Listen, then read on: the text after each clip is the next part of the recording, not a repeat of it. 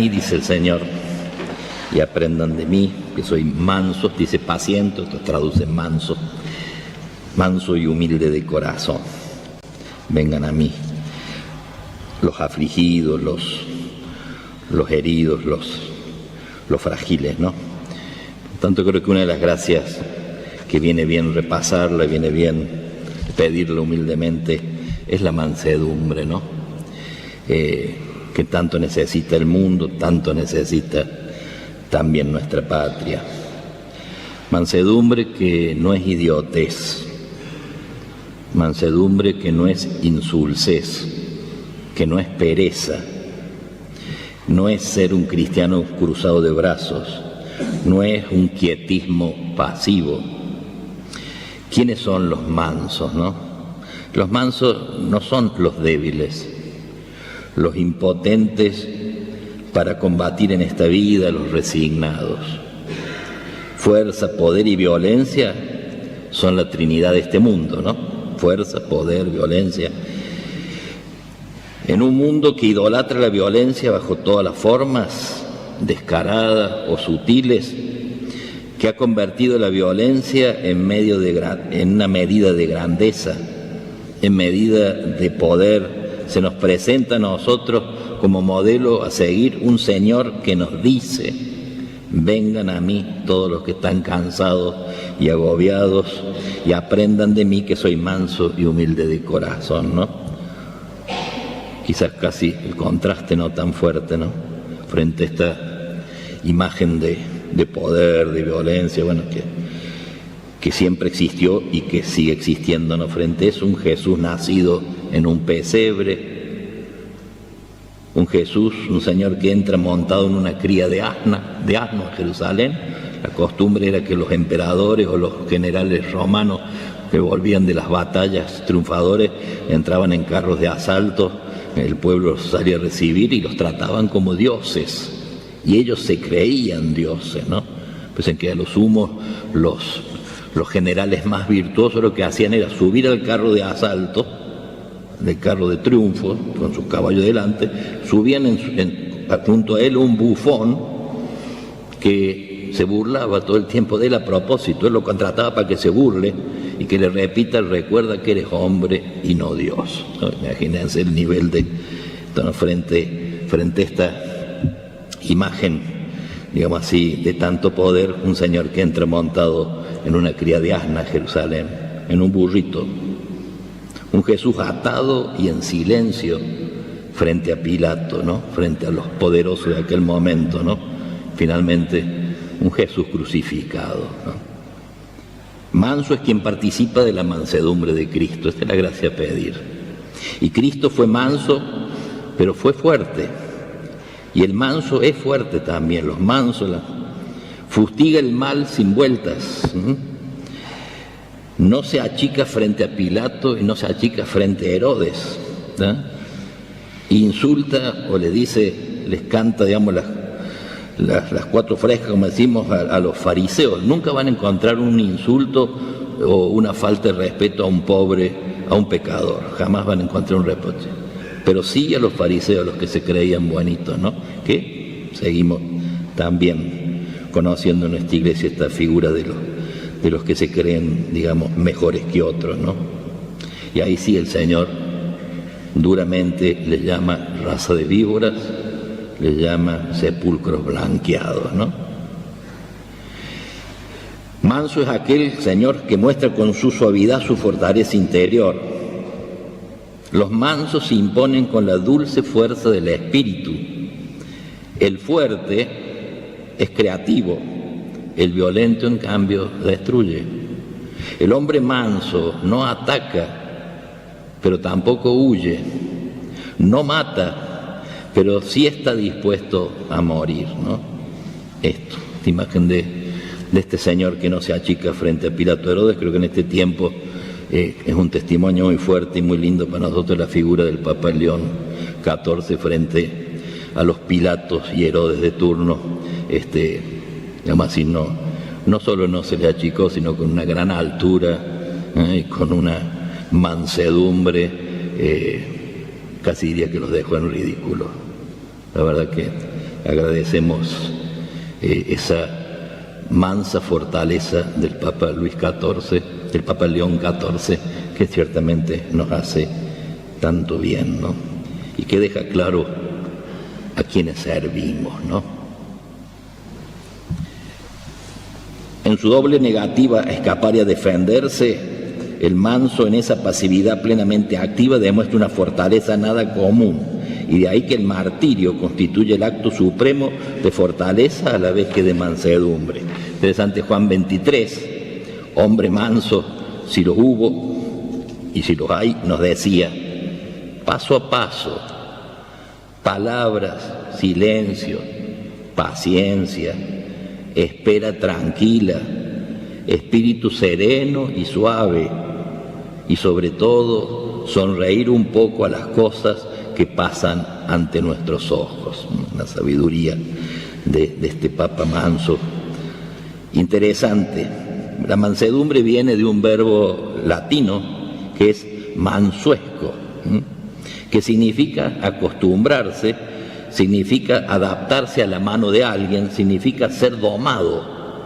Por lo tanto, manso es alguien con mucha fuerza, pero que la va logrando amansar. La ha ido domando, diríamos nosotros, esa fuerza, la ha disciplinado, la ha encauzado. No somos, nos hacemos mansos, es un camino interior. Uno piensa en Moisés, de quien dirán que es el hombre más manso y sufrido del mundo, ¿no? Uno piensa en un Ignacio de Loyola, uno piensa en un San Pablo, tremenda fuerza y violencia, y de golpe este hombre, tocado por el Señor, toda aquella fuerza se hace mansedumbre. Uno piensa en San Francisco de Asís, uno piensa en Charles de Foucault, hombres fuertes, en su momento violentos, y cómo el Señor los fue amansando sin perder la fortaleza, ¿no? Le fue encauzando la fortaleza.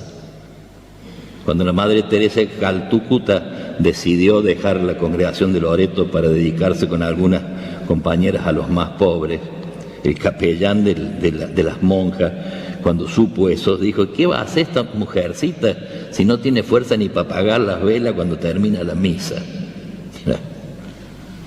Paradójicamente, para alcanzar la mansedumbre se necesita mucha fuerza, se necesita luchar denodadamente contra uno mismo, un combate que dura la vida entera y que supone un coraje inmenso.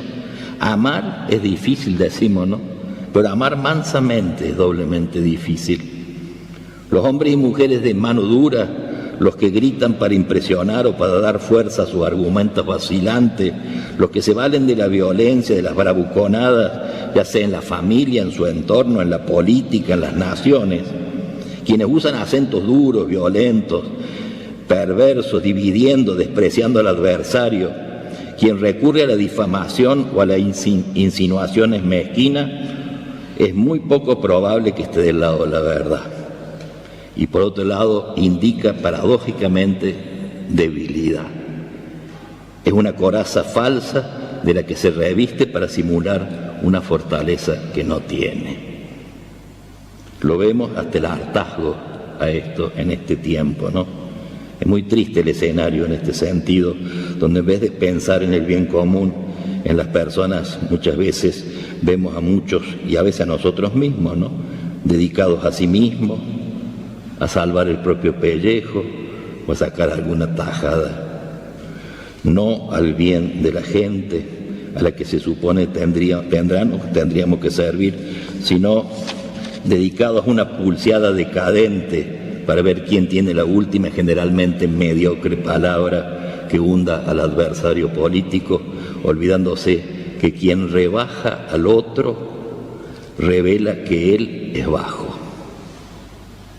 Asistimos a discursos que con sus palabras y gestos nos revelan que sus actos brotan de corazones que no poseen paz, no poseen alivio ni serenidad, corazones que no han recibido caricias, que, como dice Van Bremen, que en el griego, la palabra griega de mansedumbre es prautes, ¿no? Dice que la palabra mansedumbre es una palabra que lleva implícita una caricia en la etimología. Dentro de la palabra algo tiene de caricia. Los mansos, en cambio, porque se saben amados, es decir, el violento es aquel que se niega a esa caricia. Los mansos, en cambio, porque se saben amados, son, decía algún poeta, como orillas del río, donde uno tiene deseos de sentarse y tomarse un respiro. Ellos están rodeados de gente necesitada. Al manso o a la mansa se le acerca la gente necesitada. Los niños se le acercan gustosos porque saben que en esos brazos son siempre bien recibidos, como dice hoy la lectura referida a los niños, ¿no? En fin, habrá que inscribirse en la escuela de la gente sencilla. Tendremos que hacerle caso al Señor cuando nos dice: vengan y aprendan de mí, que soy manso y humilde de corazón. Tendremos que asomarnos a esa aula corazón del Señor. Es un corazón traspasado que tiene una puerta, está abierto, y por esa puerta se entra esa aula que es el corazón del Señor, donde podemos aprender los primeros balbuceos de este nuevo modo de hablar, este nuevo modo de vivir, este nuevo modo de mirar, este nuevo modo de confiar, de esperar. Tendremos que dejarnos invadir por el espíritu del que habla Pablo,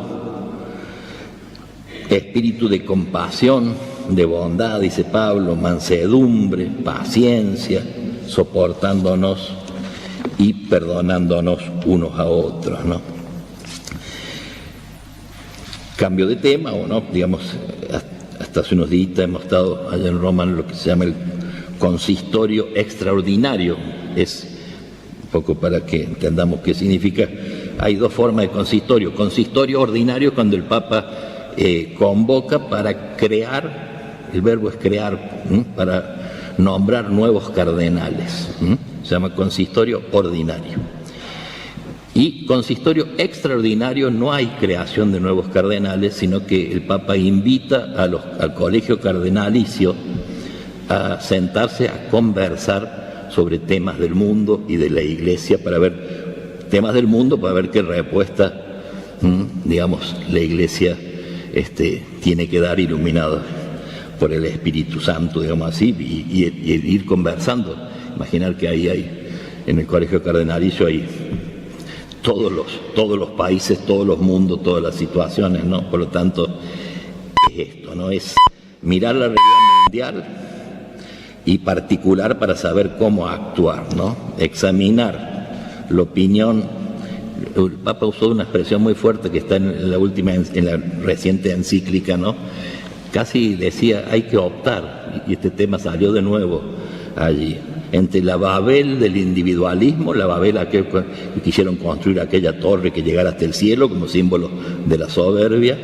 Hay que optar entre el Babel del individualismo o la Jerusalén de la comunión, ¿tá? Es decir, la cultura del poder y la civilización del amor.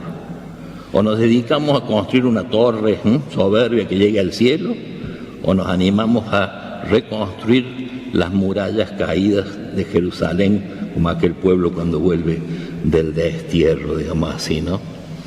Mentalidad esto, ¿no? Se habló, por supuesto, de la cultura del poder y de la civilización del amor. El uso y abuso del poder fueron temas. La carrera armamentista atroz, mientras el mundo reclama el desarme, se nos empuja a ir a la guerra. Se habló de la mentalidad que se va instalando, de poner del lado del más fuerte. La política ha sacrificado su esencia. Ahora se reduce muchas veces a la imposición de los más poderosos, ¿no? Y se da una polarización de los relatos de unos pocos que lo que se impone, son los que se imponen, y muchos de ellos buscan invisibilizar la voz de los más débiles, ¿no? Esto, de alguna manera, fue un lenguaje común y se fue conversando, ¿no? Por lo tanto, ¿qué lenguajes o gestos pueden ayudar, ¿no?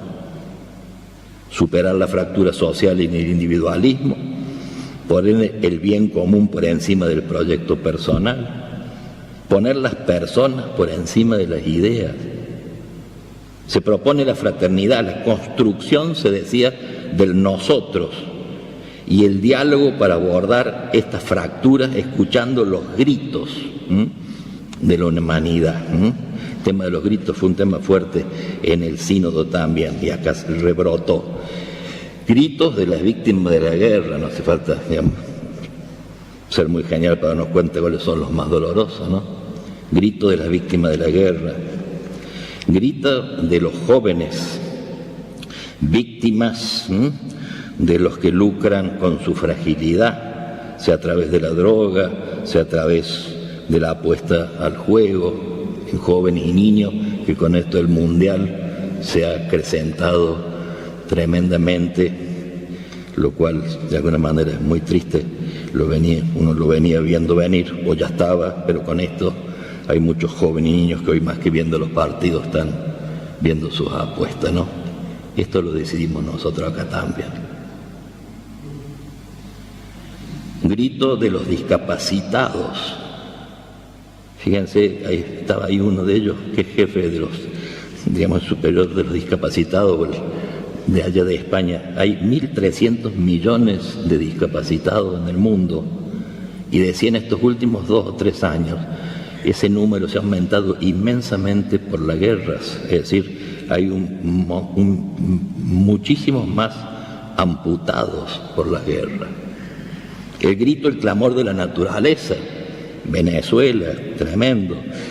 Nepal, fíjense, en 30 años se ha perdido una tercera parte de los glaciares, provocando inundaciones que afectan principalmente a los barrios más pobres, que tienen que hacer, digamos así, unas migraciones masivas inmensas, ¿no? Decía allí el cardenal, hace falta una conversión ecológica, estaba hablando, es una frase que estuvo en el sínodo, ¿no? Y el grito de los migrantes, el Papa acaba de estar en Lampedusa, en esa islita que recibe a los que llegan del norte de África, repitiendo el primer viaje que tuvo el Papa Francisco, ¿no? Porque también tiene un fuerte signo de continuidad del espíritu del Papa Francisco. El primer viaje Francisco fue a Lampedusa, y ayer ha estado el Papa León en Lampedusa, ¿no? El grito de los migrantes, ¿no? De la acogida cordial, sinodal, misericordiosa de los migrantes, ¿no?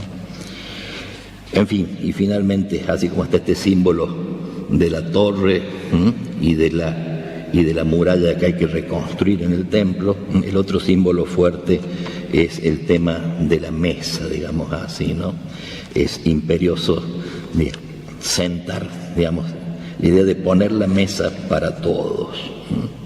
Resalta la importancia de la inclusión y de cuestionar a quienes se excluyen, ¿no? Conocimiento y aplicación de la justicia social, ¿no? Tema que aparece universalmente y entre nosotros es grave. Hemos oído en estos tiempos de nuestra dirigencia decir que la justicia social es aberrante y es inmoral. La justicia social como una medicina para las fracturas sociales, para trabajar juntos por el bien común. Eso significa sinodalidad, caminar juntos. Y para ello se necesita de una gran capacidad de escucha, escuchar a Dios y escuchar al mundo, a nuestra gente, ¿no? Y por eso se dice que el silencio se rompe con una simple pregunta que está en la palabra de Dios. Adán, ¿dónde estás? ¿En qué estás? ¿Dónde estás? ¿Qué te preocupa? O lo que le dice a la Magdalena, mujer, ¿por qué lloras? O a los discípulos de Maús, ¿de qué vienen conversando por el camino? ¿Cuáles son las esperanzas, las desilusiones que agitan sus corazones? O sea, esto, que el Señor nos conceda esta gracia. Esto le digo para contarle un poco porque el consistorio no tendría sentido si no baja la gente. Además, así no es una reunión cerrada, digamos así, de cardenales, sino que es la obligación de que a través, digamos así, de este servicio podamos justamente todos sinodalmente, cada uno allí donde Dios nos ha puesto, no hay ningún espacio más importante que otro, ¿Está? La importancia la da el amor que se pone, ¿no? Pero que cada uno podamos animarnos a hacer de este mundo algo más lindo. Se lo pedimos con mucha confianza, puede sonar negativo, hay muchas cosas muy negativas, pero fundamentalmente mucha esperanza, y le digo porque en el Papa León, que escucha mucho, también se advierte un hombre, digamos, de mucha paz. Es un manso realmente, ¿no? Parece un poquito hasta tímido, pero diría es una mansedumbre que está demostrado que cuando abre la boca no se achica, ¿no? Es una mansedumbre muy sabia que nos hace mucho bien y lo agradecemos. Le pedimos a la Virgen por la Iglesia, le pedimos para que Dios nos dé esta gracia de la mansedumbre, que así sea.